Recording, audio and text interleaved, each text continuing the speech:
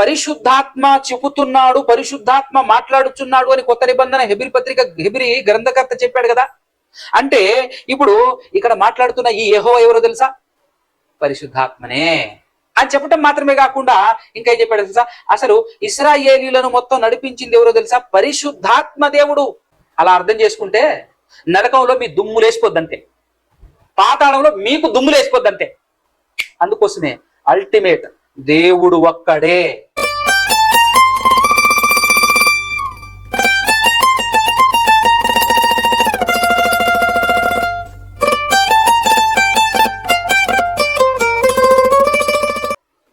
ప్రపంచవ్యాప్తంగా ఉన్నటువంటి మనుషులందరి కొరకు తన ప్రియ కుమారుడైన యేసుక్రీస్తు ప్రభుల వారిని 2000 సంవత్సరాల క్రితం ఈ లోకానికి పంపించి బలి చేసినటువంటి ఆ దేవదేవునికి క్రీస్తు పేరిటనే ఆత్మ సహాయంతో స్తుతి స్తోత్రాలు కృతజ్ఞతాస్తుతులు చెల్లించుతున్నాను. అదేవిధముగా ఆయన మాటలు వినాలి, విన్న మాటలను హృదయంలో పదిలపరుచుకొని ఆత్మీయంగా బలపడాలి, విశ్వాస విషయంలో పరిపూర్ణత చెందాలి అనే ఆలోచన కలిగి వచ్చి కూర్చున్న మీ అందరికీ కూడా క్రీస్తు పేరిటనే నా యొక్క శుభములు, వందనాలు తెలియజేస్తున్నాను.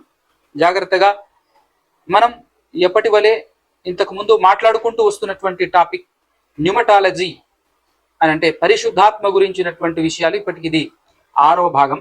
ఈరోజు జనరల్గా క్రైస్తవ్యములో ఉన్నటువంటి విశ్వాసం ఏదైతే ఉందో, బిబ్లికల్ గా బైబిల్ ప్రకారంగా ప్రియులరా విశ్వాసం ఒక్కటే అని చెప్పేసి బైబిల్ చెప్పింది. అనగా దేవుడు రాయించాడు అని అంటే దేవుడే చెప్పాడు. దేవుడు బైబిల్లో పొందుపరిచినటువంటి విషయం మనకు విశ్వాసం ఒక్కటే అని చెప్తే, క్రైస్తవులందరికీ విశ్వాసం ఒకటే. ఎంతమంది క్రైస్తవ్యంలోనికి వస్తారో ప్రపంచవ్యాప్తంగా ఉన్నటువంటి ప్రజలు ఎంతమంది అయితే దేవుణ్ణి తెలుసుకొని విశ్వాసంలోనికి వస్తారో వాళ్ళందరికీ కూడా విశ్వాసం ఒక్కటే అని బైబిల్ చెప్పింది. కానీ ఈరోజు ప్రపంచవ్యాప్తంగా మనం చూసినట్లయితే రకరకాలైనటువంటి విశ్వాసాలు, వాక్యానుసారమైనటువంటి విశ్వాసము కనుగొనటం చాలా చాలా కష్టం, రేర్. ఎందుకనంటే ఈ ప్రపంచానికి దేవుడు ఎవరో తెలుసా? 2000 సంవత్సరాల క్రితం యేసుక్రీస్తు ప్రభువు వారి లోకానికి వచ్చింది దేవుడు ఎవరో తెలియచేయడానికి, దేవుణ్ణి ప్రపంచ ప్రజలందరికీ పరిచయం చేయడానికి వచ్చారు. వచ్చిన తర్వాత కూడా దేవుడు ఎవరికి అర్థం కాలేదు. మరి ముఖ్యంగా పర్టికులర్ గా మనం మాట్లాడుకోవాల్సినటువంటి విషయం ఏంటంటే, క్రైస్తవులకే దేవుడు ఎవరో అర్థం కాలేదు. ఎందుకు అని అంటే, బైబిల్ మొత్తంలో అనువరు దేవుడు ఒక్కడే అని చెప్తున్నప్పుడు క్రైస్తవ సహోదరులే, క్రైస్తవ పండితులుగా పిలువబడుతున్నటువంటి వాళ్ళే ఏమని మాట్లాడతారు అని అంటే, ముగ్గురు అంటారు. ఆ ముగ్గురిని కలిపి ఒక్కటంటారు. మరికొంతమంది ముగ్గురిని కలిపి ఒక్కరే అంటారు. 3 పాత్రలు 3 అవతారాలు అని మాట్లాడుతూ ఉంటారు. కొంతమంది ముగ్గురు ఒక్కరే కాదు, ముగ్గురే, ముగ్గురు వేరువేరే, కానీ ముగ్గురు తత్వంలో ఒకటి అని మాట్లాడే బ్యాచ్ ఒకటి. వ్యక్తులు వేరు వేరు, తత్వం ఒకటి అని మాట్లాడే వాళ్ళు ఒక రకం అయితే, లేదు ముగ్గురు ఒకే చెట్టు కొమ్మలు అని, చెట్టు ఒకటే 3 కొమ్మలు ఎలాగైతే ఉంటాయో, 4 కొమ్మలు ఎలాగైతే ఉంటాయో మన దేవుడికి 3 కొమ్మలు అనేటువంటి విధంగా మాట్లాడే వాళ్ళు ఉన్నారు. అలాంటి బ్యాచ్ ఉంది. అదే విధముగా ఇందులో ముగ్గురు వేరువేరే, ముగ్గురు ఒక చెట్టు కాదు, అలాగని ఒక త్రిత్వ సిద్ధాంతం అని పేరు చెప్తుంటారు కదా, ఆ త్రిత్వ సిద్ధాంతము కాదు, ముగ్గురే, ముగ్గురు దేవుళ్ళే. కాకపోతే తండ్రి అయిన దేవుడు ఒక్కడే, కుమారుడైన దేవుడు ఒక్కడే, పరిశుద్ధాత్మ దేవుడు ఒక్కడే అని మాట్లాడేటటువంటి వాళ్ళు ఉన్నారు. మరి బైబిల్ ఘోషిస్తున్నటువంటి సత్యం, బైబిల్లో చెప్పబడినటువంటి మాట అసలు వాళ్ళు ఖాతరు చేయరు, లెక్క చేయరు, దాన్ని అసలు ఏమాత్రం పట్టించుకోరు. మా వర్షన్లో మేము వెళ్ళిపోతాం తప్ప బైబిల్ వర్షన్ మాకు అవసరం లేదు, బైబిల్లో చెప్పబడినటువంటి వర్షన్ మాకు అంతకు అవసరమే లేదు. దాన్ని బైబిల్ ఏ వర్షంలో రాయబడినా, ఏ విధానంలో రాయబడినా వాటన్నిటిని మా వర్షంలో మేము మార్చుకొని మాకు అనుకూలంగా మేము ముందుకు సాగిపోతాం అంతే అనేటటువంటి తమకున్నటువంటి పట్టుదలతో, తమకున్నటువంటి పంతంతో కొనసాగుతున్నటువంటి క్రైస్తవ్యం నేడు ప్రపంచంలో మనకు కనబడుతుంది ప్రియులరా.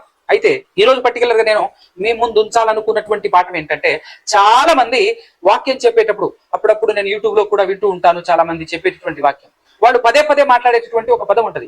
అదేంటి అంటే పరిశుద్ధాత్మ దేవుడు అని మాట్లాడుతుంటారు మధ్యలో ఆ ప్రసంగం చెప్తూ ఉన్నప్పుడు. అంటే పరిశుద్ధాత్మ కూడా దేవుడేనా, లేదంటే పరిశుద్ధాత్మను కూడా దేవుడు అని అనొచ్చా? అదే ఈరోజు మన పాఠం. జాగ్రత్తగా మనం వాక్యాన్ని పరిశీలనాత్మకంగా చదివేటటువంటి ప్రయత్నం చేద్దాం. ఇప్పటి వరకు నేను చాలా మందిని అడగటం జరిగింది, ఎక్కడ బ్రదర్ బైబిల్లో ఎక్కడ పరిశుద్ధాత్మ దేవుడిని ఎక్కడ రాయబడి ఉంది చూపిస్తారా అని చెప్పేసి చాలా మందిని నేను అడగటం జరిగింది. లోకంలో కూడా చాలా మందిని అడగటం, చాలా మంది సమాధానాలు చెప్పటం నేను అది కూడా చూశాను.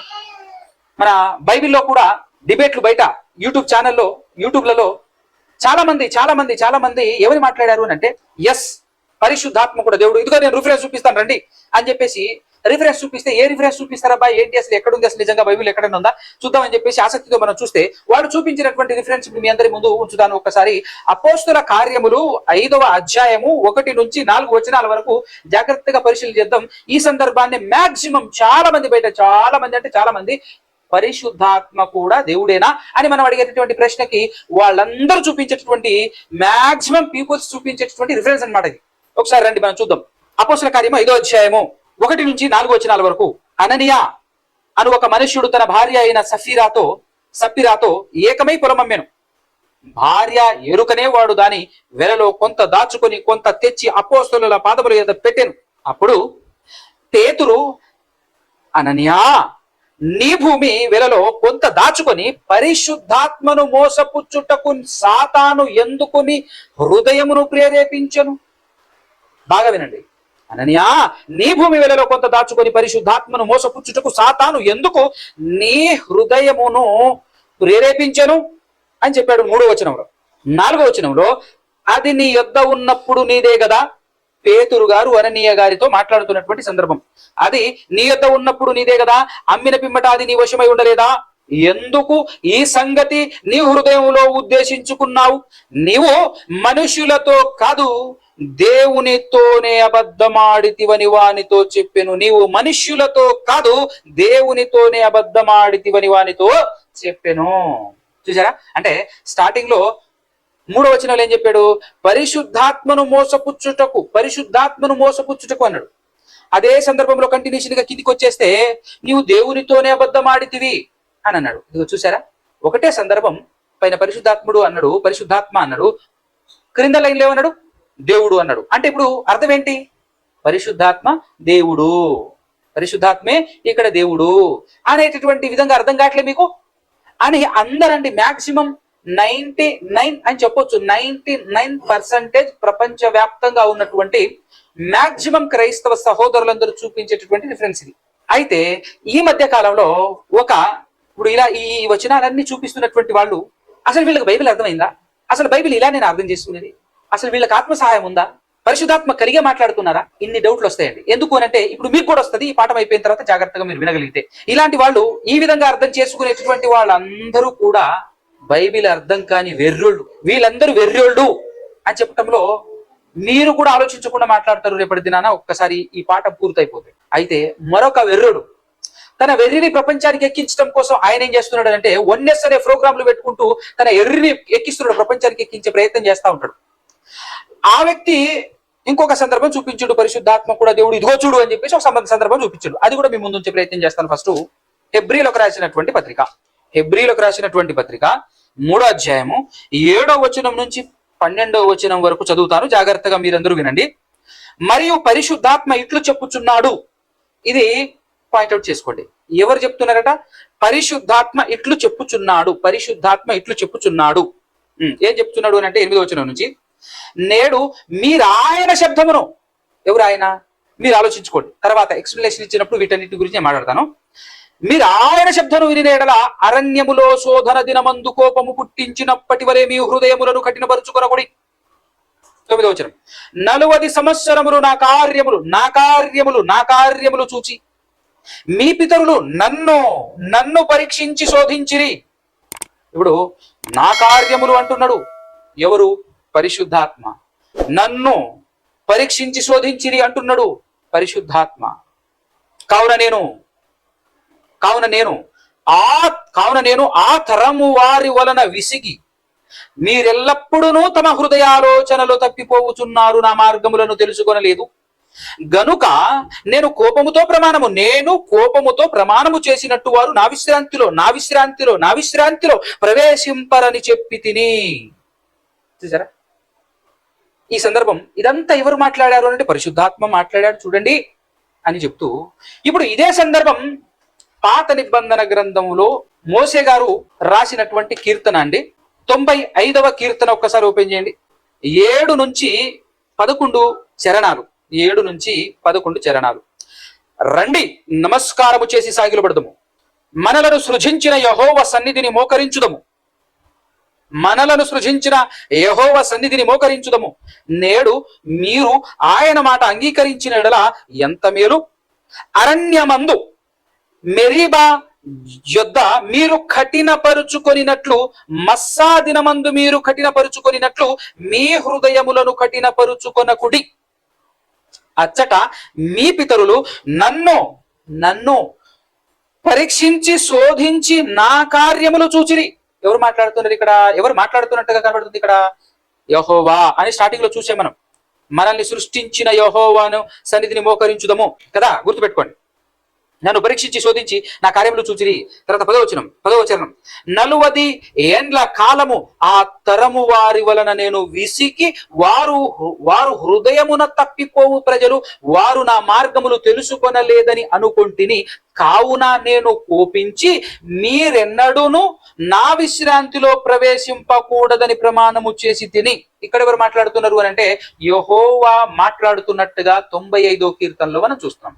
అయితే ఇది ఎక్కడ జరిగింది? ఈ సందర్భం ఎక్కడ జరిగింది అని అంటే ఒరిజినల్ గా ఎక్కడ జరిగింది అని అంటే నిర్గమాకాండం 17వ అధ్యాయంలో జరిగింది. ప్రియులారా, జరిగిన సందర్భం దగ్గర ఒక్కొక్కసారి మిమ్మల్ని తీసుకెళ్తాను. నిర్గమాకాండం 17వ అధ్యాయము ఇశ్రాయేలులు ఐగుప్తులో నుంచి బయలుదేరి ముందుకు సాగుతున్నప్పుడు, ఆ ఎర్ర సముద్రం దాటిన తర్వాత రెఫిదీములో దిగినప్పుడు, వాళ్లకు దాహం వేసినప్పుడు మాకు నీళ్లు లేవు అని చెప్పేసి వాళ్ళు మోసే మీద సనిగినప్పుడు, అప్పుడు మోసే దేవుని దగ్గరికి వెళ్ళి మొరపెట్టినప్పుడు దేవుడు చెప్పినటువంటి సమాధానం చూద్దాం. మనకు 3 నుంచే లేదంటే 2 నుంచే చూద్దాం. బాగుంటుంది. మోషేతో వాదించుచు త్రాగుటకు మాకు నీళ్ళిమ్మని అడుగుగా మోసే, మీరు నాతో వాదింపనేలా యెహోవాను శోధింపనేలా అని వారితో చెప్పెను. అలాగే 4వ వచనం చూడండి. అప్పుడు మోసే యెహోవాకు మొరపెట్టుచు, ఈ ప్రజలను నేనేమి చేయుదును, కొంతసేపటికి నన్ను రాళ్లతో కొట్టి చంపుదురను. అందుకు యెహోవా. 5వ వచనం. ఇప్పుడు మాట్లాడుతుంది ఎవరు? యెహోవా. అందుకు యెహోవా, నీవు ఇశ్రాయేలీయుల పెద్దలలో కొందరిని తీసుకొని ప్రజలకు ముందుగా పొమ్ము. నీవు నదిని కొట్టిన నీ కర్రను చేత పట్టుకొని పొమ్ము. ఇదిగో అక్కడ హోరేబులోని బండ మీద నేను నీకు ఎదురుగా నిలిచెదను. నీవు ఆ బండను కొట్టగా ప్రజలు త్రాగుటకు దానిలో నుండి నీళ్లు బయలుదేరునని మోషేతో సెలవీయగా మోషే ఇశ్రాయేలీయుల పెద్దల కన్నుల ఎదుట అట్లు చేసెను. అప్పుడు ఇశ్రాయేలీయులు చేసిన వాదమును బట్టి యెహోవా మన మధ్య ఉన్నాడో లేడో అని వారు యెహోవాను శోధించుటను బట్టి అతడు ఆ చోటికి మస్సా అనియు మెరీబా అనియు పేర్లు పెట్టెను. అంటే ఇక్కడ ఎవరు మాట్లాడుతున్నట్టుగా మనకు అర్థమవుతుంది అసలు సందర్భంలో? యెహోవా.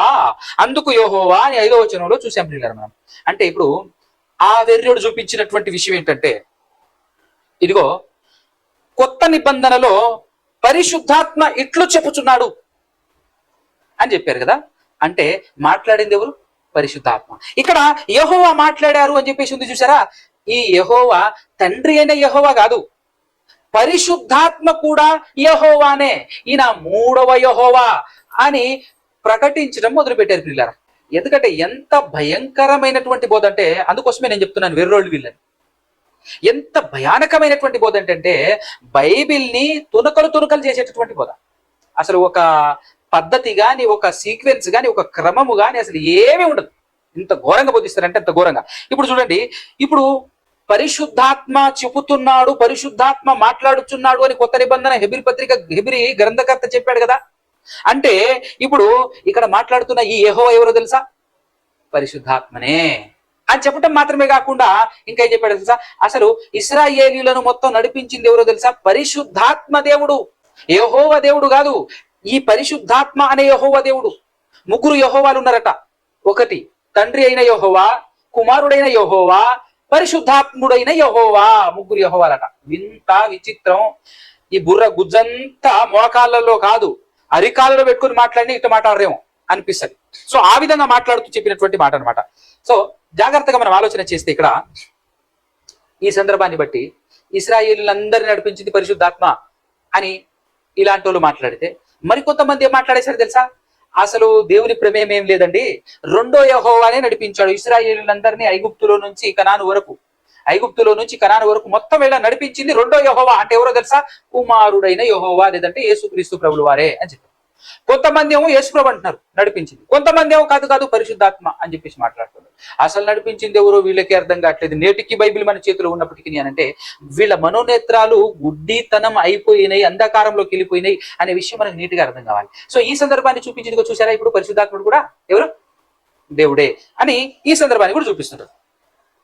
అయితే వీటికి జవాబు నీట్గా క్లియర్గా నేను మీ ముందు ఉంచే కంటే దానికంటే ముందు 1-2 కౌంటర్లు వేద్దాం. ఫస్ట్ కౌంటర్లు. ఎలాంటి కౌంటర్లు అని అంటే ఆ కౌంటర్లు వేసిన తర్వాత మనం సమాధానాల్లోనికి వెళ్దాం. ఒక్కసారి అపోస్తుల కార్యములు 5వ అధ్యాయము సందర్భం ఇందాక చదివాం కదా. అంటే ఈ సందర్భాన్ని బట్టి ఆ సందర్భం మొత్తం చూస్తే పైన పరిశుద్ధాత్మ అన్నాడు, తర్వాత దేవుడు అన్నాడు. కాబట్టి దాన్ని బట్టి చూస్తే పరిశుద్ధాత్మ దేవుడే అనిపిస్తుంది అని చెప్పేసి ఈ రిఫరెన్స్ ని చాలా మంది చూపించారు. అంటే ఆ సందర్భాన్ని ఇదే విధానంలో, ఇదే సూత్రంలో, ఇదే నియమం ప్రకారంగా నేను కూడా ఒక సందర్భాన్ని మీ ముందుంచుతా. లూకాసు వార్త 1వ అధ్యాయము 26 నుంచి 35 వరకు రాసుకోండి. నేను 28 నుంచి చదువుతాను. అంటే గబ్రియేలు దేవదూత మరియ దగ్గరకు వచ్చి మాట్లాడేటటువంటి సందర్భం మనందరికీ తెలుసు. కాబట్టి ఒకసారి 27 నుంచి కూడా చూద్దాం. దావీదు వంశస్థుడైన యోసేపును ఒక పురుషునికి ప్రదానము చేయబడిన కన్యక యొద్దకు దేవుని చేత పంపబడెను. ఎవరు? గబ్రియేలు అనే దేవదూత దేవుని చేత పంపబడెను. ఆ కన్యక పేరు మరియా. 28వ వచనం. ఆ దూత లోపలికి వచ్చి ఆమెను చూచి దయాప్రాప్తురాలా, నీకు శుభము, ప్రభువు అని తిక్లెటర్లో ఉందండి. అంటే దేవుని గురించి, దేవుడు నీకు తోడై ఉన్నాడని చెప్పాను. ఆమె ఆ మాటకు బహుగా తొందరపడి ఈ శుభవచనమేమిటో అని ఆలోచించుకొనుచుండగా దూత ఏం చెప్తున్నాడు అనంటే, మరియా భయపడకుము, దేవుని వలన నీవు కృప పొందితివి. ఎవరి వలన? దేవుని వలన నీవు కృప పొందితివి. ఇంతకుముందు ఏమన్నాడు? దేవుడు నీకు తోడై ఉన్నాడు అని ఇంతకు ముందు చెప్పాడు. నెక్స్ట్ ఏం చెప్తున్నాడు అంటే, దేవుని వలన నీవు కృప పొందితివి. ఇదిగో నీవు గర్భము ధరించి కుమారునికని ఆయనకు యేసు అను పేరు పెట్టుదు. ఆయన గొప్పవాడై సర్వోన్నతుని కుమారుడనబడును. ప్రభువైన దేవుడు, బాగా వినండి, ప్రభువైన దేవుడు ఆయన తండ్రి అయిన దావీదు సింహాసనమును ఆయనకిచ్చును. ఆయన యాకోబు వంశస్థులను యుగ యుగములు ఏలును. ఆయన రాజ్యము అంతము లేనిదై ఉండునని ఆమెతో చెప్పాను. అందుకు మరియా మ్యాటర్ ఏం చెప్పాలనో చెప్పేసిండు. చెప్పాల్సిన మ్యాటర్ అంతా కంప్లీట్ గా చెప్పేసాడు దూత గారు. ఎవరికి? మరియ గారికి. చెప్పేసిన తర్వాత మరియమ్మ గారికి డౌట్ వచ్చింది. ఆవిడ ఏమని అడుగుతున్నారు అని అంటే 34వ వచనంలో, నేను పురుషుణ్ణి ఎరగని దాననే, ఇది ఎలాగూ జరుగును అని దూతతో అనగా, దూత ఇంతసేపు చెప్పిన మ్యాటర్ని ఇప్పుడు క్లారిఫై చేస్తున్నాడు. ఇంతసేపు చెప్పినటువంటి మ్యాటర్ని ఇప్పుడు క్లారిఫై ఏం చెప్తున్నాడు అంటే 35వ వచనంలో, దూత పరిశుద్ధాత్మ నీ మీదికి వచ్చును, పరిశుద్ధాత్మ నీ మీదికి వచ్చును, సర్వోన్నతుని శక్తి నిన్ను కమ్ముకొనును, గనుక పుట్టబోవు శిశువు పరిశుద్ధుడై దేవుని కుమారుడనబడును అన్నాడు. అంటే ఇప్పుడు ఈ సందర్భానుసారంగా చూస్తే ఫైనల్ గా ఏం చెప్పాడు? పరిశుద్ధాత్మ అన్నాడు. అంటే పైనుంచి చెప్పబడుతున్నటువంటి ఆ దేవుని వలన కృప పొందుతివి, దేవుడు నీకు తోడుంటాడు, ప్రభు అయిన దేవుడు అని చెప్పేసి చెప్పుకొస్తున్నటువంటి ఆ దేవుడు ఎవరో కాదు, పరిశుద్ధాత్మ అనమాట. అంతే కదా? ఆ సందర్భం ఎలాగైతే ఉందో అదే విధంగా పైనుంచి చెప్పుకుంటూ వస్తూ కిందికి వచ్చేసి దేవుడు అనగానే ఆ పరిశుద్ధాత్మ ఎవరో కాదు దేవుడు అని చెప్పేసి మీ సూత్రం ప్రకారంగానే ఇక్కడ నేను చెప్తున్నటువంటి విషయం సేమ్ టు సేమ్ చూస్తే ఇప్పుడు పైనుంచి ఇదంతా జరిగించింది ఎవరు? పరిశుద్ధాత్మే అనే కదా మనకు అర్థం కావాలి. ఇప్పుడు పరిశుద్ధాత్మ నీ మీదికి వచ్చును అని అంటే పరిశుద్ధాత్మ ఇదంతా జరిగిస్తున్నాడు. అంత మాత్రం కాదండోయ్. ఇదే సందర్భాన్ని మత్తయి సువార్త, మత్తయి గారు ఏమని పొందుపరిచారో ఒక్కసారి 2 వచనాలు చూద్దాం. 1వ అధ్యాయం 18వ వచనం 20వ వచనం చూద్దాం. 1వ అధ్యాయం 18వ వచనం. యేసుక్రీస్తు జనన విధమెట్లనగా ఆయన తల్లి అయిన మరియా యోసేపునకు ప్రదానము చేయబడిన తరువాత వారేకము కాకమునకు ఆమె పరిశుద్ధాత్మ వలన గర్భవతిగా ఉండెను. ఎవరి వలన? పరిశుద్ధాత్మ వలన గర్భవతిగా ఉండెను అని చెప్తారు. అంతేనా కదా? అంటే ఇప్పుడు ఇక్కడ చెప్పబడినటువంటి దేవుడు, ప్రభు అయిన దేవుడు, ప్రభు నీకు తోడే ఉండును, దేవుని వల్ల నీవు కృప పొందితివి అని ఇదంతా చెప్పింది అదంతా దేవుడే, పరిశుద్ధాత్ముడే. అంటే పరిశుద్ధాత్ముడే దేవుడు అనమాట. ఇలానే కదా అర్థం చేసుకోవాల్సింది, చేసుకుందాం, అలానే అర్థం చేసుకుందాం మీ సూత్రం ప్రకారంగానే అలానే అర్థం చేసుకుంటే ఇప్పుడు ఇక్కడ కూడా దానికి సపోర్టివ్ గా మత్తయి సువార్త 1:18 కూడా చెప్తుంది. దాంతో పాటు 20 చూసినట్లయితే, అతడు ఈ సంగతులను గూర్చి ఆలోచించుకొనుచుండగా ఇదిగో ప్రభువు దూత స్వప్నమందు అతనికి ప్రత్యక్షమై దావీదు కుమారుడైన యోసేపు, నీ భార్య అయిన మరియను చేర్చుకొనుటకు భయపడకుము, ఆమె గర్భము ధరించినది పరిశుద్ధాత్మ వలన కలిగినది అన్నాడు కదా. ఇప్పుడు చెప్పాలి మనం, ముగ్గురు యెహోవాలు అంటున్న వాళ్ళందరికీ బిగ్ కౌంటర్ అన్నమాట ఇది. ఇప్పుడు మూడవ యెహోవా అయినటువంటి పరిశుద్ధాత్మ వలన మరియ గర్భవతి అయింది, రైట్? ఇప్పుడు చెప్పండి, యేసుక్రీస్తు ప్రభుల వారి యొక్క తండ్రి ఎవరు? బా, మర్మం బయటపడింది బ్రదర్, మామూలు మర్మం కాదు. ఇన్ని రోజులు తండ్రి అయిన యెహోవానే యేసుక్రీస్తుకు తండ్రి అనుకున్నాం మనం, కానీ కాదు కాదు కాదు కాదు. ఎవరు ఇప్పుడు యేసుక్రీస్తు ప్రభు వారికి తండ్రి ఎవరో చెప్పండి. ఇప్పుడు పరిశుద్ధాత్మ దేవుడు అంతే కదా, మూడవ యెహోవా, అది లెక్క అనమాట. అబ్బా, ఏం మర్మం బయటపడింది బ్రదర్, అంతేనా కదా? ఒప్పుకుంటారా? ఒప్పుకున్నా ఒప్పుకోకపోయినా మీరు పక్కా వెర్రోళ్ళే అనే సంగతి దీని వివరణలో అర్థమైపోద్ది. ఇది కౌంటర్ నెంబర్ 1, ఇది కౌంటర్ నెంబర్ 1. కౌంటర్ నెంబర్ 2 ఇప్పుడు చూద్దాం. అపోస్తుల కార్యంలోనే అలాంటి సందర్భమే నేను మీ ముందు ఉంచుతాను. 2వ అధ్యాయంలో పరిశుద్ధాత్మను పొందుకున్న తర్వాత అపోస్తలులు అన్య భాషలతో మాట్లాడి దేవుని గొప్ప సంగతులను వాళ్లకు అక్కడ ఉన్నటువంటి యూదులు ఇశ్రాయేలులందరినీ వివరిస్తున్నటువంటి సందర్భంలో ఏం జరుగుతుందో ఒక్కసారి చూసినట్లయితే 15వ వచనం, లేదంటే 14 నుంచి చూద్దాం. 2వ అధ్యాయం 14వ వచనం. అయితే పేతురు ఆ 11 కూడా లేచి నిలిచి బిగ్గరగా వారితో ఇట్లా, నేను యూదయ మనుషులారా, యెరూషలేములో కాపురమున్న సమస్త జనులారా, ఇది మీకు తెలియనుగాక, చెవియొగ్గి నా మాటలు వినుడి. మీరు ఊహించున్నట్టు వీరు మత్తులు కారు, పొద్దుపొడిచి జామైనా కాలేదు. యోవేలు ప్రవక్త ద్వారా, ఎవరి ద్వారా? యోవేలు ప్రవక్త ద్వారా చెప్పబడిన సంగతులు ఇదే. ఏంటంటే, ఏమనగా, అంత్యదినములయందు నేను మనుష్యుల మీద నా ఆత్మను కుమ్మరించెదను, మీ కుమారులను మీ కుమార్తెలను ప్రవచించెదరు, మీ యవ్వనులకు దర్శనములు కలుగును, మీ వృద్ధులు కలలు కందురు. ఆ దినములలో నా దాసుల మీద నా దాసురాండ్ర మీదను నా ఆత్మను కుమ్మరించెదను గనుక వారు ప్రవచించెదరు. ఎవరి చేత పలకబడుతున్నది? యోవేలు గారి చేత, అంతేనా కదా? యోవేలు గారు పలుకుతున్నటువంటి మాటలు అనమాట, యోవేలు గారు చెప్తున్నటువంటి మాటలు ఇవి.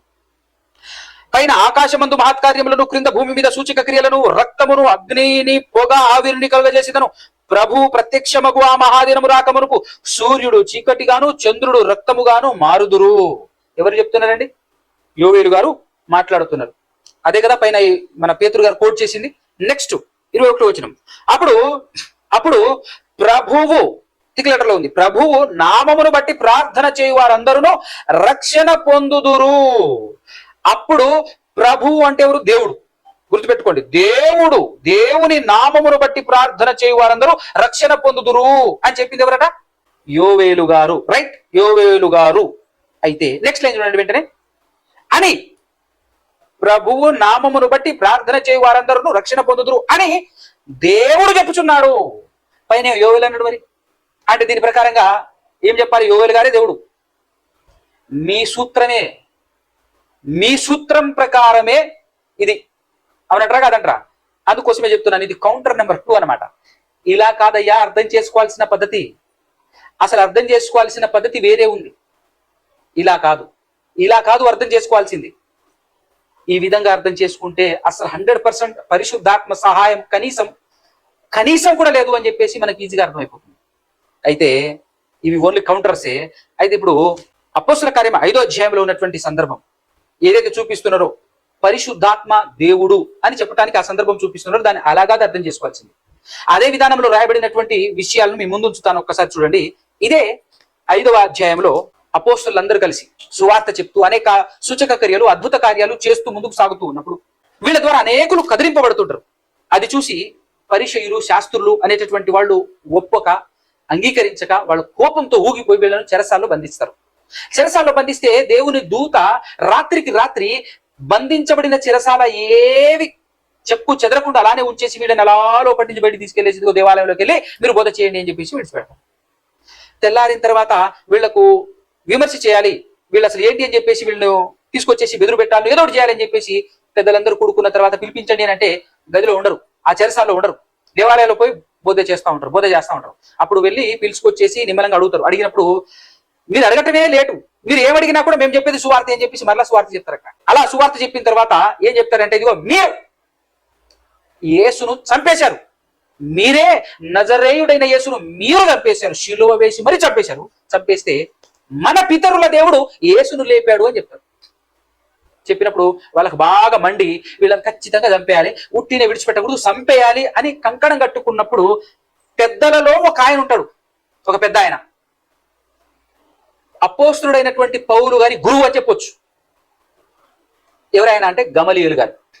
ఆయన ఏం చేస్తారు అని అంటే, ఆయన చెప్తున్నటువంటి మాట ఎలా ఉంటుందో ఒకసారి 5వ అధ్యాయంలోనే అపోస్తుల కార్యములు 38 చూడండి. ఇదిగో ఈ మనుషులను మీరు ఇబ్బంది పెట్టొద్దు. కొన్నాళ్ళ క్రితం దూదా అనేటటువంటి ఒక వ్యక్తి లేచాడు, నేనేదో గొప్పవాడిని అని చెప్పేసి తిరిగాడు, ఫైనల్ గా అంతమైపోయాడు, క్లోజ్ అయిపోయాడు. తర్వాత యూదా అనేటటువంటి ఇంకొక వ్యక్తి కూడా లేచాడు, ఆయనతో పాటు దగ్గర 400 మంది తిరిగారు, కానీ ఫైనల్ గా ఆయన కూడా క్లోజ్ అయిపోయాడు, అంతమైపోయాడు. కాబట్టి నేను ఒక విషయం చెప్తున్నాను, దాని గురించి చెప్పిన తర్వాత నేను ఒక విషయం చెప్పాలనుకుంటున్నాను మీకు అని చెప్పేసి 38వ వచనంలో చెప్తున్నాడు. కాబట్టి నేను మీతో చెప్పున్నది ఏమనగా, ఈ మనుష్యుల జోరికి పోక వారిని విడిచిపెట్టుడి అన్నాడు ఫస్ట్ కదా, విడిచిపెట్టుడి. ఈ ఆలోచన అయినను ఈ కార్యమైనను మనుషుల వల్ల కలిగినదాయనా అది వ్యర్థమగును, దేవుని వల్ల కలిగినదాయనా మీరు వారిని వ్యర్థపరచలేరు. మీరు ఒకవేళ దేవునితో పోరాడు వారకు దురుసుమి అన్నాడు. మీరు దేవునితో అంటే ఇప్పుడు వీళ్ళు ఎవరితో పోరాడుతున్నారు? అపోస్తులతో పోరాడుతున్నారు. అంటే అపోస్తులతో పోరాడితే దేవునితో పోరాడినట్టేనా? ఎస్, అదే చెప్తున్నారు అక్కడ. అంటే ఇప్పుడు అపోస్తులు ఎవరు? దేవుడే, అపోస్తులే దేవుడు అందామా? అలాగా అర్థం చేసుకునే పద్ధతి కాదు కదా. చూడండి జాగ్రత్తగా, ఇలాంటి సందర్భమే ఇంకో 2 చూపిస్తాను మీకు. 9వ అధ్యాయం, అపోస్తుల కార్యం 9వ అధ్యాయం. దమస్కులో ఉన్నటువంటి విశ్వాసులను కూడా చంపాలి, హింసించాలి అనే ఆలోచనతో సౌలుగా ఉన్నప్పుడు పౌలు గారు యెరూషలేములో ఉన్న పెద్దల దగ్గర పత్రికలు తీసుకొని అక్కడికి బయలుదేరినప్పుడు దారి మధ్యలో యేసుక్రీస్తు ప్రభులు వారు కనబడి ఏం చెప్పారు అనేటటువంటిది సందర్భం. 4వ వచనం, 9వ అధ్యాయం అపోస్తుల కార్యం 4-5 వచనాలు చూడండి. అప్పుడు అతడు నేల మీద పడి, సౌలా సౌలా నీవేళ నన్ను హింసించుచున్నావని తనతో ఒక స్వరము పలుకుట వినెను. 5వ వచనం, ప్రభువా నీవెవడమని అతడు అడగగా ఆయన, నేను నీవు హింసించుచున్న యేసును. ఇంతకు పౌలు గారు ఎవరిని హింసించారు? యేసు ప్రభుని హింసించారా? ఎవరిని హింసించారండి? విశ్వాసులను, శిష్యులను హింసిస్తే యేసుని హింసించినట్టేనా? అవును, యేసుని హింసించినట్టే. అంతే తప్ప అక్కడ అపోస్తులే యేసు ప్రభు కాదుగా, యేసుక్రీస్తు వాళ్ళు యేసుక్రీస్తు కాదుగా. మినిమం కామన్ సెన్స్ అర్థం కావట్లే ఇక్కడ. ఇట్లాంటి సందర్భం ఇంకొకటి కూడా చూపిస్తాను. 15వ అధ్యాయము అపోస్తుల కార్యములు. ఇక్కడ ఒక చిన్న డిబేట్ జరుగుతుంది. ఆ డిబేట్ లో పౌలు గారు గెలుస్తారు. సున్నతి చేస్తేనే తప్ప క్రైస్తవుడు అవటానికి వీల్లేదని చెప్పేసి కొంతమంది వాదిస్తూ ఉంటే, లేదు, అవసరం లేదు, సున్నతి పొందాల్సిన అవసరం లేదు, విశ్వాసం ద్వారానే అన్యులు కూడా రక్షణ పొందాల్సిన అవసరం ఉంది అనే విషయాన్ని చెబుతూ 9-10 వచనాలు చూసినట్లయితే, వారి హృదయములను విశ్వాసము వలన పవిత్రపరిచి మనకును వారికి ఏ భేదమును కనబరచలేదు ఎవరు గనుక మన పితరులైనను మనమైనను మోయలేని కాడిని శిష్యుల మెడ మీద పెట్టి మీరెందుకు దేవుణ్ణి శోధించుచున్నారు అంటున్నాడు. అంటే ఇప్పుడు శిష్యులు ఎవరు? దేవుళ్ళేనా? ఇట్లనేనా అర్థం చేసుకోవాల్సినటువంటి పద్ధతి? ఏమండి, వీటన్నిటిని బట్టి మనకు అర్థం కావాల్సినటువంటి పాయింట్ ఏంటంటే, వీళ్ళ వెనకాల దేవుడు ఉన్నాడని అర్థం. వీళ్ళ ద్వారా ఈ కార్యక్రమం జరిగిస్తున్నాడు దేవుడు కనుక, దేవుని మూలముగా జరిపించబడుతున్నటువంటి ఏ కార్యాన్నైనా ఎవడైనా అడ్డుకుంటే దేవుణ్ణి అడ్డుకుంటున్నట్టే. దేవుని వలన దేవుని కార్యం ఎవడు చేసినా, ఆ చేస్తున్నప్పుడు ఎవరైనా అభ్యంతరం చేసినా, ఎవరైనా అడ్డుపడ్డా దేవునికి అడ్డుపడుతున్నట్టు, దేవునితోనే అబద్ధం ఆడుతున్నట్టు, దేవునితోనే రివర్స్ గా మాట్లాడుతున్నట్టు, అది దాని అర్థం. ఆ వర్షంలో ఇక్కడ అపోస్తుల కార్యములు 5వ అధ్యాయంలో రాయబడింది తప్ప నువ్వు అపార్థం చేసుకున్నావు నాయన. నీ స్వనాశనం కొరకు అపార్థమే చేసుకున్నావు తప్ప దాన్ని అర్థం చేసుకునే పద్ధతి అది కాదు. అందుకోసం ఇప్పుడు చూస్తే, పరిశుద్ధాత్మను మోసపుచ్చుటకు అని చెప్పేసి 5వ అధ్యాయం 3వ వచనంలో రాయబడి ఉంది.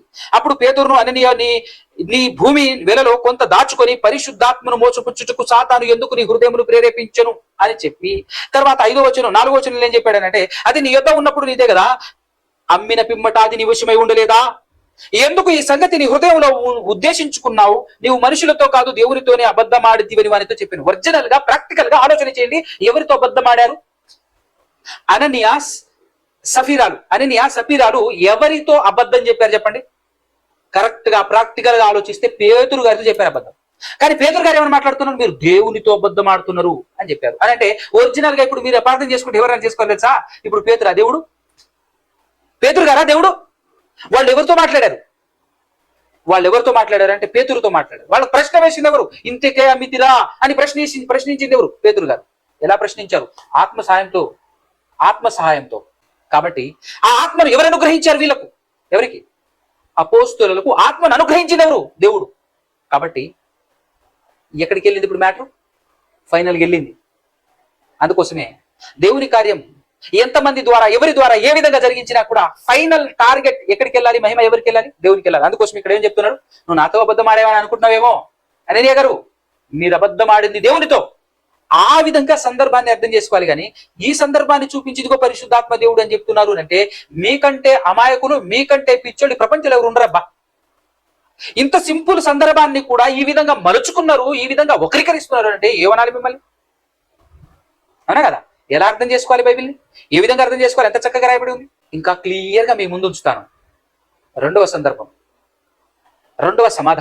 సమాధానం అంటే పరిశుద్ధాత్మ పలుకుచున్నాడు, మాట్లాడుచున్నాడు అని చెప్పేసి, ఇలాగూ చెప్పుచున్నాడు అని చెప్పేసి హెబ్రీలకు రాసినటువంటి పత్రికలో చూపించాడు కదా. మూడో అధ్యాయము 7వ వచనంలో, మరియు పరిశుద్ధాత్మ ఇట్లు చెప్పుచున్నాడు. కాబట్టి ఈ సందర్భాన్ని చూపించామన్నాడు. పరిశుద్ధాత్మ కూడా దేవుడే. పరిశుద్ధాత్మ మూడో యెహోవా అని ఇదే సందర్భాన్ని కీర్తనలో చూపించి, ఇదే సందర్భాన్ని నిర్గమకాండంలో చూపించి, ఇదిగో యెహోవా ఇతను కూడా మూడో యెహోవా, ఇతను కూడా దేవుడే, ఆ పరిశుద్ధాత్మ కూడా దేవుడే అనేటటువంటి కోణంలో మాట్లాడారు కదా. అసలు ఈ సందర్భాన్ని ఎలా అర్థం చేసుకోవాలి, ఏ విధంగా అర్థం చేసుకోవాలి అనేటటువంటి వివరణ ఇప్పుడు మీ ముందు ఉంచుతాను. దీనికి కూడా సమాధానము మనకు దొరకాలి అంటే ఒక్కసారి అపోస్తుల కార్యము 1వ అధ్యాయం తీద్దాం.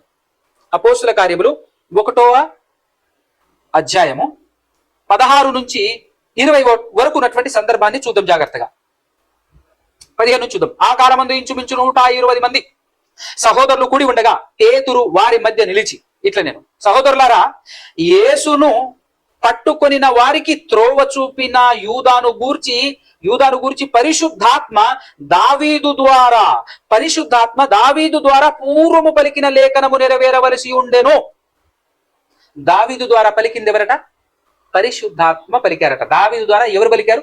పరిశుద్ధాత్మ పలికి ఉండెను. అతడు మనలో ఒకడుగా ఎంచబడిన వాడ ఈ పరిచర్యలో పాలు పొందెను.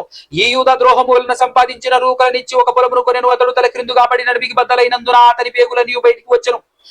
ఈ సంగతి యెరూషలేములో కాపురమున్న వారందరికీ తెలియవచ్చును గనుక వారి భాషలో ఆ పొలము అకల్దేమా అనబడి ఉన్నది. దానికి రక్తభూమి అని అర్థము.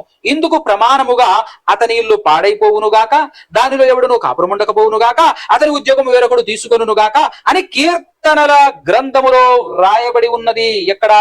109వ కీర్తన 8-9 వచనాల్లో కనపడుతుంది. ప్రియులారా, 7 నుంచి చూద్దాం. వాడు విమర్శలోనికి తేబడినప్పుడు దోషి అని తీర్పునందునుగాక, వాని ప్రార్థన పాపమగునుగాక, వాని జీవిత దినములు కొద్దివగునుగాక, వాని ఉద్యోగమును వేరొకడు తీసుకొనుగాక, వాని బిడ్డలు తండ్రి లేని వారగుదురుగాక, వాని భార్య అగునుగాక అనే విధంగా మాట్లాడుతున్నాడు. అంటే ఎవరు రాశారు అని అంటే ఇది దావీదు గారు పలికినట్టుగా ప్రధాన గాయకునికి దావీదు కీర్తన అని చెప్పేసి హెడ్డింగ్ ఉంది 109వ కీర్తనలో. అంటే అక్కడ మాట్లాడింది, కీర్తన రాసింది దావీదు గారు అని మనకు తెలుసు. ఇక్కడ 16వ వచనంలో ఏం చెప్పారు అంటే పరిశుద్ధాత్మ దావీదు ద్వారా పలికారు అనేటటువంటి విషయం 16వ వచనంలో రాయబడి ఉంది. అంటే ఇప్పుడు దావీదు ద్వారా పలికింది ఎవరు? పరిశుద్ధాత్మ. సొంతంగా పలికాడంటారా? పరిశుద్ధాత్మే పలికించాడు, పరిశుద్ధాత్మ సొంతంగా మాట్లాడారు దావీదు ద్వారా అని అర్థం చేసుకుందామా? ఈ సందర్భం ఇంకా క్లియర్ గా మనకు అర్థం కావాలంటే మరొక సందర్భం చూపిస్తాను మీకు. 4వ అధ్యాయం అపోస్తుల కార్యములు 4వ అధ్యాయం పరిపూర్ణంగా అర్థం చేసుకునేటటువంటి విధానం ఇక్కడ మనకు దొరుకుతుంది. చూడండి 23 నుంచి. అంటే అపోస్తలులను కొట్టించి విడిచిపెట్టి ఇంకొకసారి మీరు యేసును గూర్చి ఆయన పేరట ఏమైనా బోధించారా, జాగ్రత్త, ఖబర్దార్ అని భయపెట్టించి బెదిరించి పంపించేస్తారు. అలా పరిచయులు శాస్త్రులు పంపించేసిన తర్వాత వాళ్ళు సంఘం దగ్గరికి వచ్చేసి ఎక్కడైతే వాళ్ళు కూడుకుంటున్నారో అక్కడికి వచ్చేసి ఆ పెద్దలందరితో విషయం చెప్పిన తర్వాత ఏం జరుగుతుంది అంటే 23వ వచనంలో 4వ అధ్యాయం అపొస్తలుల కార్యములు, వారు విడుదల నొంది తమ స్వజనుల యొద్దకు వచ్చి ప్రధాన యాజకులను పెద్దలను తమతో చెప్పిన మాటలన్నింటినీ వారికి తెలిపిన తర్వాత 24వ వచనంలో వారు ఏం చేస్తున్నారు అంటే వారు విని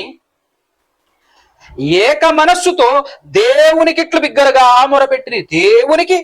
దేవునికిట్లు బిగ్గరగా మొరపెట్టిరి అంటే దేవునికి ప్రార్థన చేస్తున్నారు. ఏమని ప్రార్థన చేస్తున్నారో చూసినట్లయితే, నాథా, నీవు ఆకాశమును భూమిని సముద్రమును వాటిలోని సమస్తమును కలుగజేసిన వాడవు, ప్రార్థన కలుగజేసిన వాడవు అని చెప్పి నెక్స్ట్ 25, 26 వచనాలు చూసినట్లయితే ఒక లైన్, ఒక డాష్ అని పెట్టేసి మాట్లాడుతున్నాడు. అంటే ఇది ఎక్కడో ఉన్న రిఫరెన్స్ ని కోట్ చేస్తున్నారు అనమాట.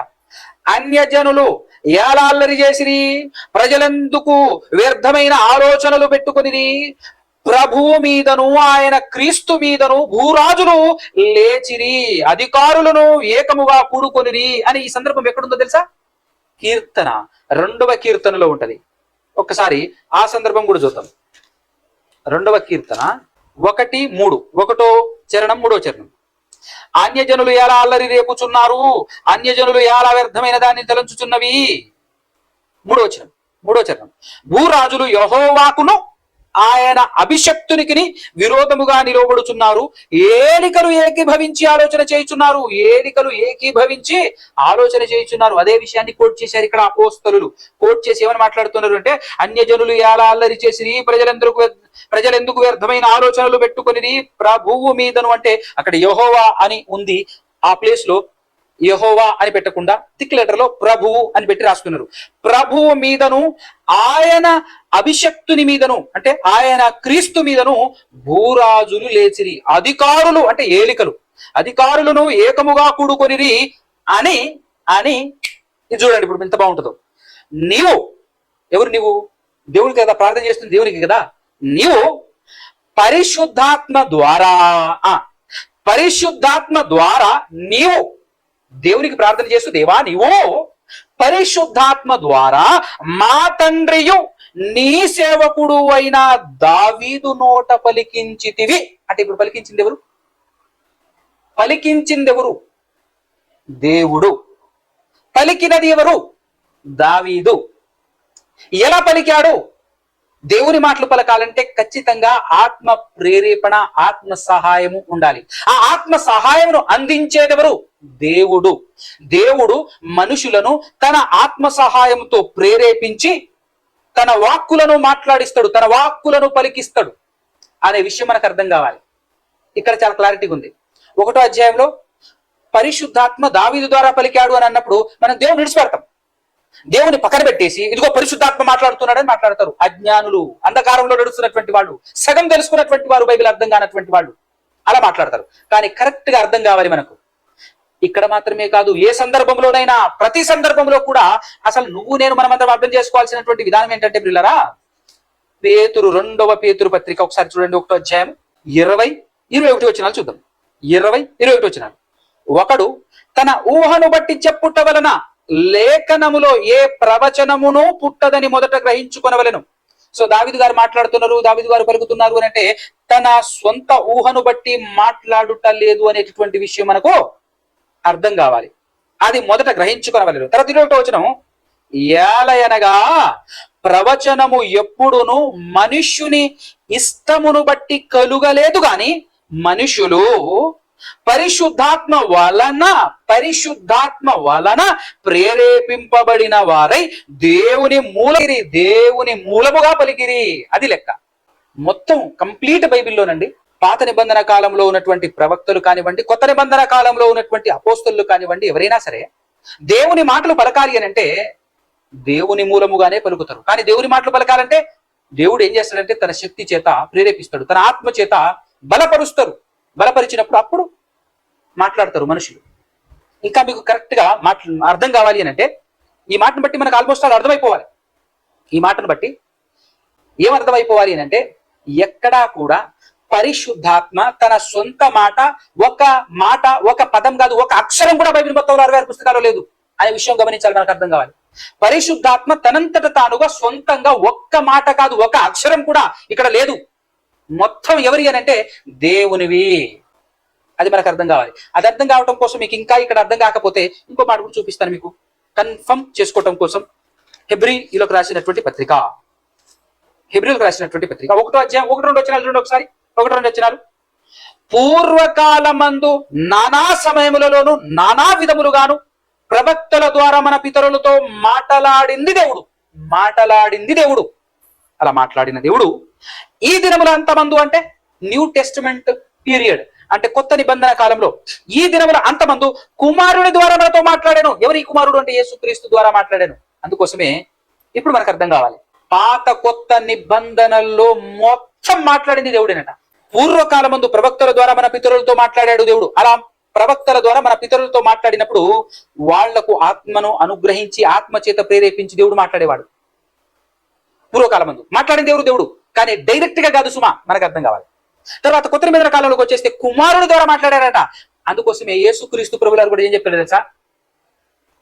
నేను పలుకుచున్నాను ఈ బోధ నాది కాదు అంటాడు.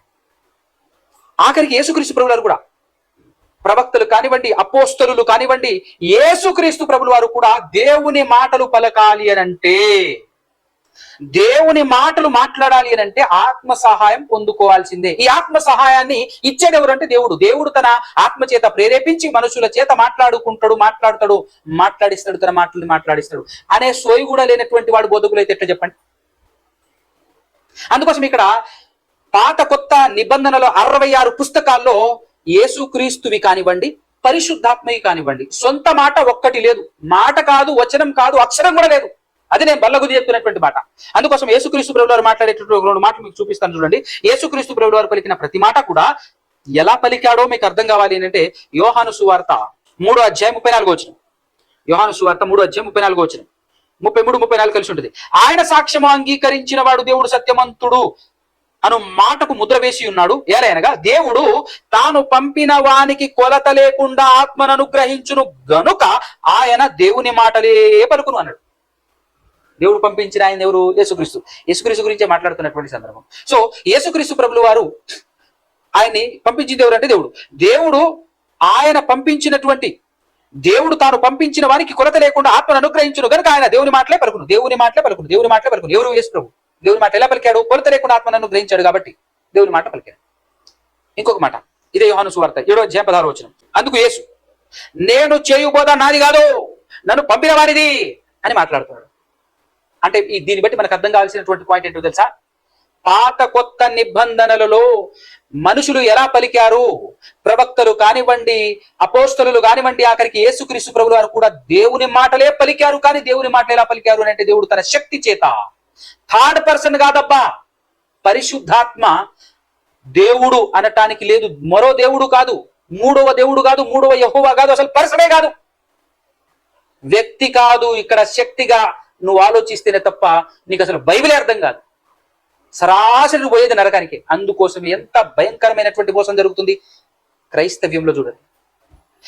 ఎవరైనా సరే ఆఖరికి యేసుక్రీస్తు ప్రభులు వారు, అపోస్తలులు, ప్రవక్తలు అందరూ కూడా దేవుని మాటలు పలకాలంటే దేవుని శక్తి తోడుండాలి, దేవుని ఆత్మ సహాయం ఉండాలి. అందుకోసమే బరాబర్ దేవుడు ఒక్కడే అనే మాట ఎంత క్లియర్ కట్ గా అర్థమైపోతుంది చూసారు. ఇక్కడ ఒక్కడే దేవుడు. ఆయన ఎవరనంటే యెహోవా. పాత నిబంధన గ్రంథంలో యెహోవాగా పిలువబడ్డాడు, కొత్త నిబంధన గ్రంథంలో తండ్రిగా పిలువబడుతున్నాడు. తండ్రి ఒక్కడే దేవుడు అని కొత్త నిబంధనలో ఉంది. యెహోవా ఏ దేవుడు, యెహోవా మాత్రమే దేవుడు అని పాత నిబంధనలో ఉంది. దేవుడు ఒక్కడే. ఆ ఒకే ఒక్క దేవుని మాటలే యేసుక్రీస్తు పలికాడు. ఆ ఒకే ఒక్క దేవుని మాటలు మనుషులు పలకాలంటే ఆత్మ సహాయం పొందుకోవాలి, ఆత్మ ప్రేరేపణ ఉండాలి.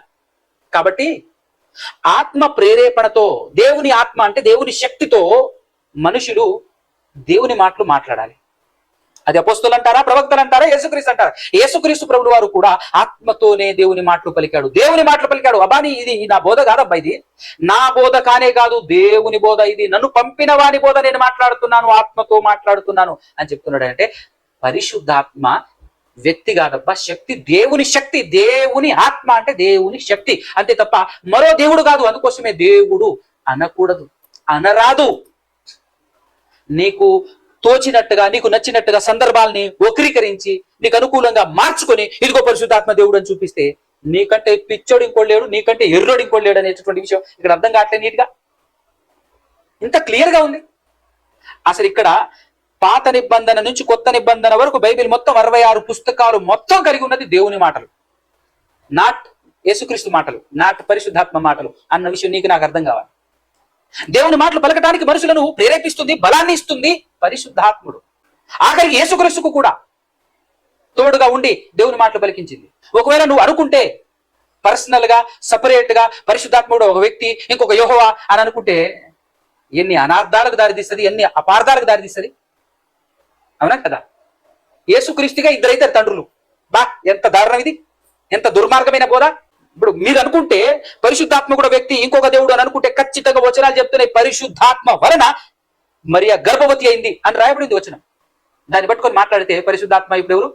మీరు అనుకున్నట్టు పర్సన్ అయితే, మీరు అనుకున్నట్టు ఇంకొక యెహోవా ఇంకొక దేవుడు అని అనుకుంటే ఇప్పుడు యేసుక్రీస్తుకు తండ్రి ఎవడు? అవునా కదా? అలా అర్థం చేసుకుంటే నరకంలో మీ దుమ్ము లేసిపోద్దంతే, పాతాళంలో మీకు దుమ్ము లేసిపోద్దంతే. అందుకోసమే అల్టిమేట్ దేవుడు ఒక్కడే. పాత నిబంధనలో యెహోవాగాను, కొత్త నిబంధనలో తండ్రిగా పిలువబడిన ఆ దేవుడు ఒక్కడే, ఒకే ఒక్క దేవుడు. ఆయన మీద ఆధారపడి అందరూ బ్రతుకుతున్నారు, అందరూ బ్రతుకుతున్నారు. ఆయన వలన అందరూ ఉనికిలో ఉన్నారు, అందరూ బ్రతుకుతున్నారు. ఇంకా ఫైనల్ గా మాట చూపించి నేను పాట ముగించేస్తాను. హెబ్రీయులకు రాసినటువంటి పత్రిక, యేసుక్రీస్తు ప్రభువులు చెప్పినటువంటి మాట, యేసుక్రీస్తు ప్రభువుల గురించి హెబ్రీ పత్రికలో 2వ అధ్యాయము 11-12 వచనాలు ప్రియులారా. పరిశుద్ధ పరుచు వారికిని అంటే యేసుక్రీస్తు పరిశుద్ధపరిచేది, మనల్ని పరిశుద్ధపరిచేది యేసుక్రీస్తు కదా. పరిశుద్ధ పరుచు వారికిని, పరిశుద్ధ పరచబడు వారికిని అంటే పరిశుద్ధపరచబడుతున్నది మనం, యేసుక్రీస్తుకిని మనకిని. పరిశుద్ధ పరుచు వారికిని, పరిశుద్ధ పరచబడే వారికిని, యేసుక్రీస్తుకిని మనకును అందరికీ ఒక్కటే మూలము, అందరికీ ఒక్కటే మూలము. ఒక్కటే అన్న దగ్గర ఒకటి ఉంది కింద ఫుట్ నోట్ లో, ఒక్కడే మూలం. బాగా వినండి. యేసుక్రీస్తుకు ప్లస్ మనకు, యేసుక్రీస్తుకును మనకు, మన అందరికీ యేసుక్రీస్తుతో కలగలుపుకొని మన అందరికీ ఒక్కడే మూలము. ఎవరా ఒకటి చెప్పండి? దేవుడేగా, తండ్రిగా, యెహోవాయేగా. ఏమంటే అర్థమవుతుందిగా? యెహోవాయేగా, తండ్రియేగా. పాత నిబంధనలు అయితే యెహోవా అంటాం, కొత్త నిబంధనలు అయితే తండ్రి. కాబట్టి ఆ తండ్రి నీకు మూలమే, నాకు మూలమే. యేసుక్రీస్తుకు ఆయనే మూలం, మనకు ఆయనే మూలం. కాబట్టి మూలం అంటే ఏంటండి? ఇంతకు మూలం అంటే ఏంటి? మూలం అంటే ఏంటో మనకు అర్థం కావడం కోసం క్రింద లైన్ చదివితే ప్రస్ఫుటంగా అర్థమవుతుంది. చూడండి, క్రింద లైన్ చూసినట్లయితే మూలం నీకు నాకు మనకు మూలం ఒక్కడే, ఆయన ఒక్కడే. కాబట్టి ఈ కారణాన్ని బట్టి, ఈ హేతువు చేతను వారిని సహోదరులు అని పిలుచుటకు ఆయన సిగ్గుపడడట. అంటే మనలను యేసుక్రీస్తు ప్రభులు వారు సహోదరులు అని పిలుస్తాడట. అయ్యా యేసు ప్రభువా, ఎందుకయ్యా మీరు నన్ను సహోదరుడా అని పిలుస్తున్నారు అని మనం క్వశ్చన్ వేస్తే ఆయన అంటాడు, ఆగరా, నీకైనా నాకైనా ఒక్కడే మూలము అని అంటున్నాడు. ఆ కారణాన్ని బట్టి మనల్ని ఎలా పిలుస్తాడట యేసు ప్రభు? సహోదరుడు, తమ్ముడా అని పిలుస్తాడట, సహోదరుడా అని పిలుస్తాడట యేసు ప్రభు. ఎందుకు అలా పిలుస్తున్నావు అంటే, సహోదరుడు అనే మాటకు అర్థం ఏంటి? సహ ఉదరములో నుంచి పుట్టినవాడము. అంటే నువ్వు కూడా ఆయనలో నుంచే పుట్టుకొచ్చావు, నువ్వు బ్రతికి ఉన్నావు, నువ్వు ఉనికిలో ఉన్నావు అంటే కారణం ఆయన. నేను ఉనికిలో ఉన్నాను, నేను బ్రతుకుతున్నాను, నేను పుట్టాను అంటే కారణం ఆయన. నువ్వైనా నేనైనా పుట్టింది ఆయన వల్లనేనయ్యా. అందుకోసమే నేను ఏమని పిలుస్తున్నాను? సహోదరుడా అని నిన్ను పిలవటానికి నేనేమాత్రం సిగ్గుపడ్డు. ఎందుకు సిగ్గుపడ్డావు? నువ్వు ఆయన వల్లే పుట్టావు, నేను ఆయన వల్లే పుట్టాను. పర్ఫెక్ట్ కదా, అద్భుతం కదా, దుమ్ము లేచిపోద్ది అనమాట. అట్టుంటది వివరణ విధానం, అద్భుతం. అందుకోసమే యేసు ప్రభు ఏమంటాడు మనల్ని? సహోదరుడా, సహోదరుడా. ఎందుకు పిలుస్తున్నాడో చెప్తున్నాడు. సిగ్గు కూడా పడాడట. ఎందుకనంటే మన ఇద్దరికి మూలం. ఆ మూలం అంటే ఏంటో ఇక్కడ అర్థమైంది కదా నీట్గా. అందుకోసమే దేవుడు అంటే ఏంటండి? ఈ లోకంలో చాలా మంది సహాయం చేసిన దేవుడు అంటారు. ప్రతి పుట్టను గుట్టను ప్రతి ఒక్క దాన్ని దేవుడు అని పిలుస్తారు.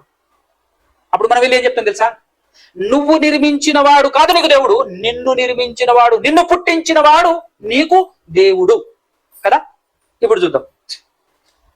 ఇప్పుడు ఒక మాట, ఫైనల్ మాట చూపించి నేను పాట ముగించేస్తాను. యోహాను సువార్త 20:17 యేసు ప్రభు స్వయంగా మాట్లాడుతూ మగ్దలేని మరియతో మాట్లాడుతున్నటువంటి సందర్భం. అది కూడా శరీరధారిగా కాదు, శరీరాన్ని మహిమ శరీరంగా మార్చుకొని 3వ దినాన్ని తిరిగి లేచిన తర్వాత మాట్లాడుతున్నటువంటి సందర్భం అది. యేసు ఆమెతో, నేను ఇంకనూ తండ్రి యొద్దకు ఎక్కిపోలేదు గనక నన్ను ముట్టుకొనవద్దు. అయితే ఎవరా తండ్రి? తండ్రి ఎందుకు పోలేదు, ఎవరా తండ్రి అని చెప్పేసి అంటే దానికి సమాధానం నెక్స్ట్ ఇస్తున్నాడు. అయితే మరలా ఇక్కడ ఏమంటున్నాడు తెలుసా? అయితే నా సహోదరుల ఎద్దుకు వెళ్ళు. ఎవరు ఎదుగు వెళ్ళాలి? నా సహోదరుల ఎద్దుకు వెళ్ళు. వెళ్ళి, అందుకోసమేనండి దేవుడు చాలా గొప్పడు. ఆ దేవుడిని మనం తండ్రి అని పిలవడానికి సిగ్గుపడం, బాధపడం, అవునా కదా? అదేవిధంగా యేసు ప్రభుని మన అన్న అనటంలో ఇబ్బంది పడాల్సిన అవసరం లేదు, బాధపడాల్సిన అవసరం లేదు. మన అన్న, మన సహోదరుడు. ఇక్కడ రాయబడి ఉంది చూడండి. యేసుక్రీస్తు ప్రభువులు ఏమంటున్నాడంటే, నన్ను ముట్టుకున్నది అయితే నా సహోదరుల యొద్దకు వెళ్ళి, నా తండ్రియు మీ తండ్రియు, నా తండ్రియు మీ తండ్రియు, నా దేవుడును మీ దేవుడునైన వాని యొద్దకు ఎక్కిపోతున్నాను. అంటే నా దేవుడు అంటే అర్థం ఏంటో తెలుసా? నన్ను సృష్టించిన వాడు అని అర్థం. నా తండ్రి అంటే అర్థం ఏంటో తెలుసా? నన్ను కన్నవాడు అని అర్థం. ఇప్పుడు యేసుక్రీస్తు గారు ఏమంటున్నాడు? నా తండ్రి అంటున్నాడు, నా దేవుడు అంటున్నాడు. ద సేమ్ టైం మీ తండ్రి కూడా, మీకు దేవుడు కూడా. అందుకోసమే మీకు నాకు ఒకడేనయ్యా మూలం. అందుకోసమే నేను సహోదరుడు పిలవడానికి నేను సిగ్గుపడను. కాబట్టి దీన్ని బట్టి మనకు అర్థం కావాలి, 100% యేసుక్రీస్తు ప్రభువు వారు కూడా దేవుని కుమారుడే తప్ప దేవుడు కాదు, దేవుడు ఒక్కడే. పరిశుద్ధాత్ముడిని దేవుడు అని పిలవచ్చా? పిలిచినోడు పక్క పోయేది నరకానికే అని ఆటోమేటిక్ గా ఈజీగా చెప్పొచ్చు నువ్వు. ఎందుకంటే ఎవడైతే పరిశుద్ధాత్ముని దేవుడు అంటున్నాడో అలాంటి వాళ్ళు 3 దేవుళ్ళని చూపిస్తున్నట్టే.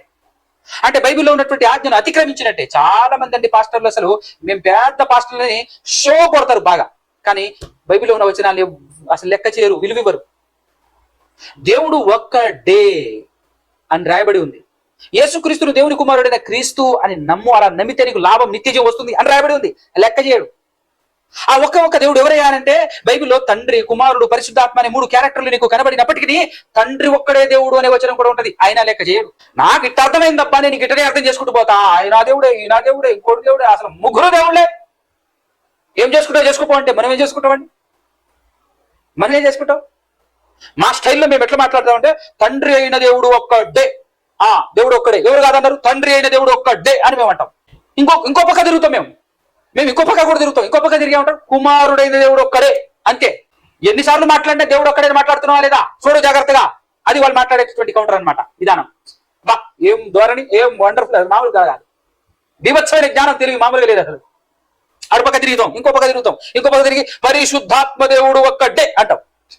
ఎన్నిసార్లు మాట్లాడినా ఒక్కడేనే మాట వస్తుందా లేదా బ్రదర్? బైబిల్లో కూడా దేవుడు ఒక్కడే అని చెప్పింది, మేము కూడా ఒక్కడే అంటున్నాం. బా ఏమన్నా జ్ఞానం అసలు, అది తిరుగులేదు అసలు. దండేయాల్సిందే, అసలు ఆగాల్సిన అవసరం లేదా. ఆ రేంజ్ అనమాట జ్ఞానం. అసలు బైబిల్ అర్థమైందా అండి వీళ్ళకు? బైబిల్ అసలు ఎలా అర్థం చేసుకోవాలి? అందుకోసమే పౌలు గారు తిమోతి గారితో రాస్తుంటుంటారు పత్రిక. ఏమిటో తెలుసా? చూపించాను కానీ, క్రమం ప్రకారముగా పోరాడకపోతే కిరీటం దక్కదట.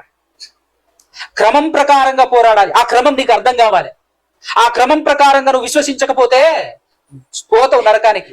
నువ్వు అనుకోవచ్చు, బా 1000 మంది 1,00,000 మందికి బాప్తిస్మం ఇచ్చాను, ఎంతమంది సంఘాన్ని, గుంపును చూసి మురిసిపోతున్నామేమో పరలోకి పోతామని. బైబిల్ అన్నాడు దేవుడు యేసుక్రీస్తు ప్రభువు వారి చేత, ఏమన్నాడో తెలుసా? చిన్న మంద భయపడకము, పరలోక రాజ్యం అని ఇదే అంటాడు.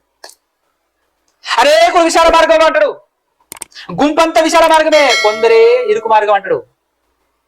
కాబట్టి జాగ్రత్త, ఆలోచన చేయండి. పరిశుద్ధాత్మ దేవుని శక్తి, దేవుని ఆత్మ, అలాగే క్రీస్తు ఆత్మగా కూడా పిలువబడటం జరుగుతుంది అనేటటువంటి విషయం లాస్ట్ క్లాస్ లో నేను మాట్లాడాను క్లియర్ గా. కాబట్టి అర్థం చేసుకోండి, సత్యాన్ని గ్రహించండి. దేవుడు ఒక్కడే అని నమ్మటం మంచిది. ఆ ఒక్కడే ఎవరయ్యా దేవుడు అంటే యెహోవా. పాత నిబంధన ప్రకారంగా యెహోవా, కొత్త నిబంధన ప్రకారంగా తండ్రి.